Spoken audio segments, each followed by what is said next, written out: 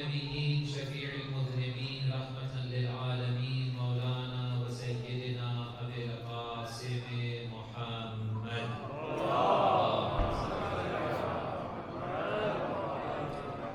وعلى آله الطيبين الطاهرين لا سيما بقية الله في الأرض مولانا حجة بن الحسن عجل الله تعالى فرجه الشريف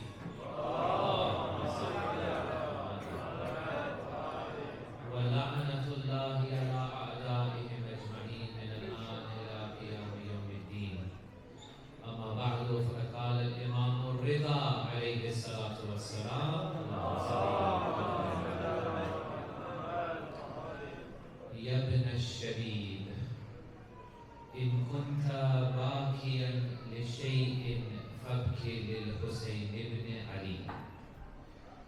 Azadaro, Mu'mineen, Mu'minat, tonight is the night of اربعین. This night and tomorrow's day is a very special day in our link with Imam Husain alayhi salam.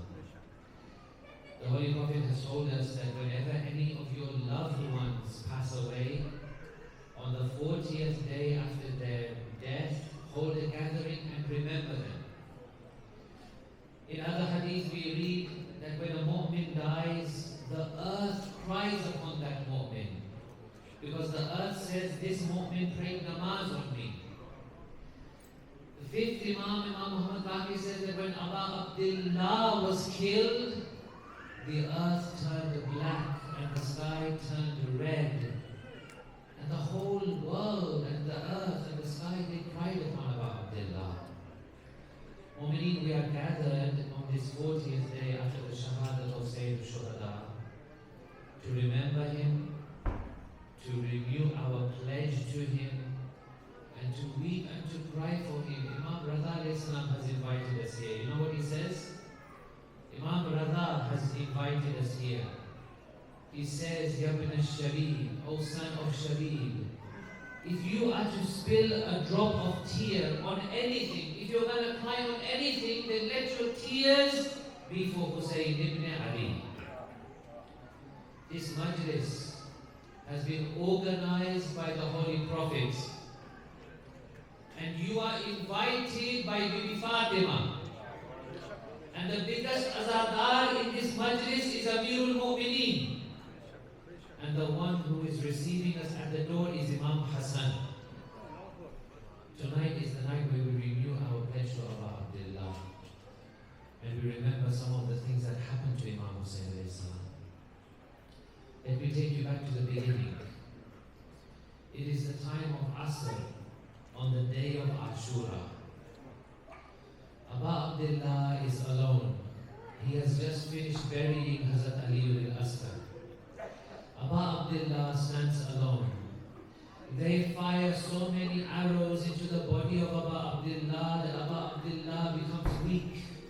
He has already been thirsty and hungry for 3 days. Abu Abdullah is still on the horse. They cannot shift him from the horse. They do 2 things. One is that they throw a rock at the forehead of Abu Abdullah. The second is that Karbala fires an arrow into the chest of Abu Abdullah. These 2 things force Imam Husain off the horse and he falls to the floor. After he falls to the floor, they're not sure, is this man still alive or is he dead? Umar ibn Sa'd says, to test him, we know one way to test whether he is alive or he is dead. He loves his sister Zainab very much. Start to attack the tents, then you will see, is Husain alive or is he dead? When Husain sees that they are riding towards the tents, he begins to crawl. And he begins to say, I am still alive. During my lifetime, you should not attack my sister. They stop attacking. Now they discuss amongst themselves, who is going to finish Abu Abdullah? No one comes forth. One man comes forth. When Imam Husain looks at him, he says, oh man, woe be to you. You have not said your namaz today. That man drops his knife and says, this man is special. I cannot attack him. Shimr comes along. When Shimr comes along, the words of Sahib al-Zaman are what? وَشِمْرٌ جَالِسٌ عَلَى صَدْرِهِ. Shimr mounts himself onto the chest of Abu Abdullah. Shimr mounts himself. There is a voice in the ears of Shimr. He doesn't know what this voice is, he hesitates to cut the neck. When they asked him afterwards, Shimmer, why did you hesitate? He said that when I took the knife to the neck of Hussein, I heard the voice of a lady. She was saying, Waladi, Waladi. My son, Kataluka Atshana. They are killing you and you are still thirsty. The ground begins to shake. Karbala experiences an earthquake. The hurricanes and the winds begin to blow. The skies turn black. Imam Sajjad alayhi salam tells Bibi Zainab, move aside the tent so that I can see what is happening. When he looks outside, he sees a spear. On top of the spear there is a head. The head is raised on the spear. A voice is heard from the sky. The voice is the voice of Jibreel. Jibreel begins to cry, Allah qad qatila al-Husayn bi Karbala. Allah qad zubiha al-Husayn bi Karbala. Hussein has been killed in Karbala. Hussein has been slaughtered in Karbala. They asked Imam Zainul Abidin, Mawla, tell us what was the scene of Shab-e-Arbaeen. Explain the time of Shab-e-Arbaeen. Sayyid Sajjad, what does he say? He shows them a tasbih. He shows them a tasbih. He says, look, if I break this tasbih, what happens to all the beads? They all go everywhere. You can't control them. He says, this was the scene on Shab-e-Arbaeen. The ladies were running from tent to tent. When the ladies begin to run from tent to tent, Imam Zainul Abidin, Bibi Zainab, Bibi Kulthum, Bibi Rabah are running from tent to tent. On one time, one man says that I saw a young girl, she was running around. Her kurta, her clothing, her kurta was on fire. I said, let me go and help her. When I went to help her, she looked at me. I saw that her ears were bleeding. Someone had pulled the earrings from her ears. I said, let me help you. She said, I want to ask you one question. Can you show me the way to Najaf al-Ashraf? I want to complain to my grandfather, Amirul Mu'mineen. The next day, the captives are chained and shackled and tied in ropes and chains. Imam Sajjad alayhi salam is tied from his neck to his hands, from his hands to his feet. He's walking as if he's bent over. They make him walk from Karbala to Kufa.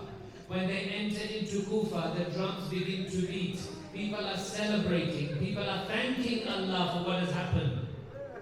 They remain in Kufa. They give speeches in Kufa. After some time in Kufa, they begin the road to Sham. As they reach into Sham and Damascus, Imam Zainul Abidin is on the horse. He is tied, he is shackled, he is chained. Especially painful was what? Was the iron collar around the neck of Imam Zainul Abidin. One of the companions of Rasulullah sees the fourth Imam. He comes forward and says that I am Sahal, I am one of the companions of Rasulullah. I recognize you, I know who you are. Mawla, can I do anything for you? Imam Zainul Abidin says, go if you can, buy me some cloth, buy me some kapra. He goes and buys this cloth, he brings the cloth back. Imam Zainul Abidin takes the cloth and puts it in between his neck and the iron collar. He says, this is the first time since Karbala that my neck is not rubbing on the iron. They are taken from there into the courtyard of Yazid, the accursed. Before Yazid comes, he sends his wife. His wife was named Hind. His wife was named Hind. She had been a khadima. She had been one of the people helping in the house of Amirul Mu'mineen. When she comes and she sees Zainab and Kulthum, Zainab says to Kulthum, do you recognize this? This is our friend, the one who used to live in our house. Hind says, who are you people? Bibi Zainab replies, we are the people of Medina. Hind comes down from the chair onto the floor. She said, I have a great respect for the people of Medina. Zainab asks, who do you know in Medina? She said, I know the house of Amirul Mu'mineen. Zainab says, who do you know in the house? She said, I had a friend. Her name was Zainab. Zainab said, oh, Hind, did you not recognize us? I am Zainab. This is Kulthum. She said,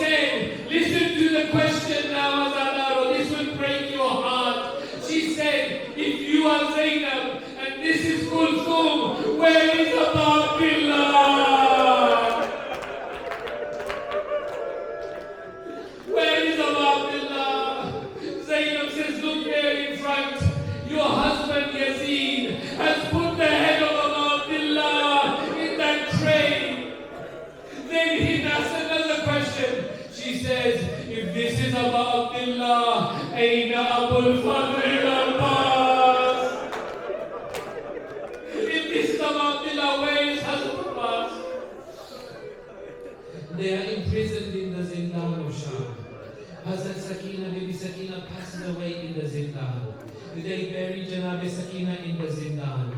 Then the pleas and the appeals of the people towards Yazid is too great. Yazid decides, I have no other option, I have to release these people. When the person comes and tells Bibi Zainab that you are being released, she says, I have one condition. You must return to us all the heads of all of our shuhada. We want them all back, and I want you to return to us everything that was looted on Shab-e-Arbaeen. They are given a place, they are given a room or a house in which they mourned, and slowly and surely all those things, all those artifacts are brought back. What did they bring? Maybe they brought the earrings of Sakina back to Bibi Zainab. Maybe they brought the cradle of Ali Asghar back. They are released from the Zindan, they make their way back. They reach a point in the road. Nu'man ibn Bashir is leading them, he's guiding them. They reach a point in the journey. One way is Medina, their watan, their beloved hometown.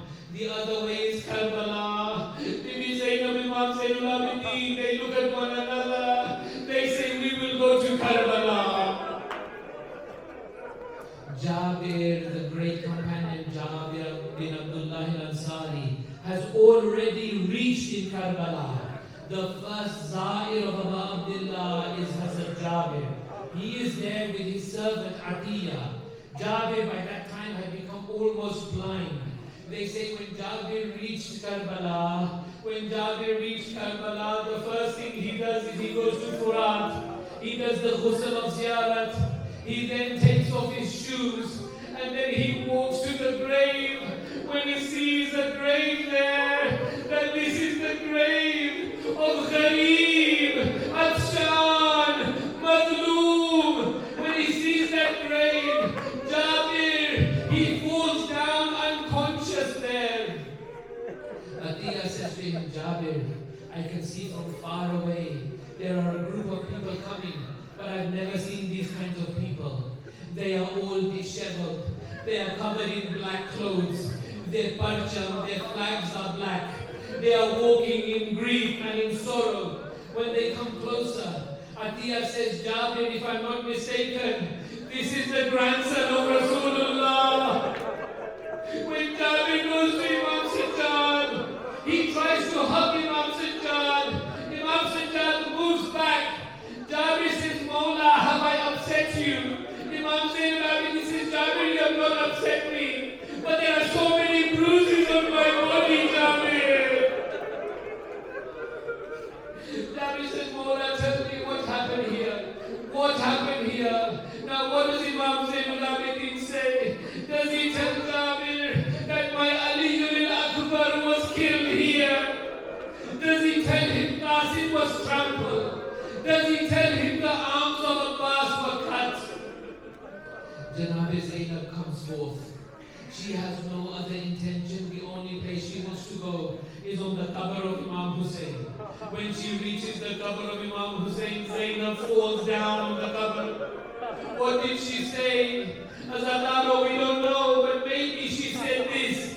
Maybe she said, brother, forgive me. I have left Sakina in Sham.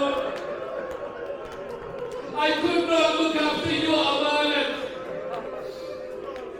They stay in Karbala. They mourn in Karbala. They grieve in Karbala. After 3 days, Imam Zainul-Abidin says, oh, my auntie Zainab, now it is time to go. Get everyone together, let us leave. As they are leaving Karbala, everyone is there, but one person is not there. One person is missing. Who? Bibi Rabab is missing. Rabab cannot be found. Where is Rabab? Zainab goes to look for Bibi Rabab. When she finds her, she says, we have to go. Bibi Rabab says, where will I go? My husband is in Karbala.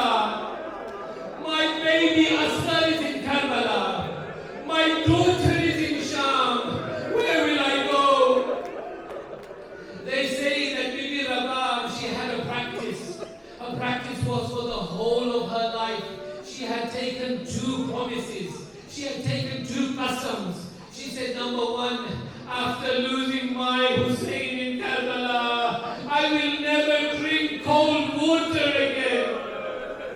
Second thing she said, I will never sit in the shade again. Rabab used to always keep a bundle, a small bundle with her for the rest of her life. No one knew what is inside this bundle. What is she carrying? On the day she dies, they get this bundle. Finally, they open this bundle. Let us see, what was she carrying? What was inside? The 2 earrings of Sakina.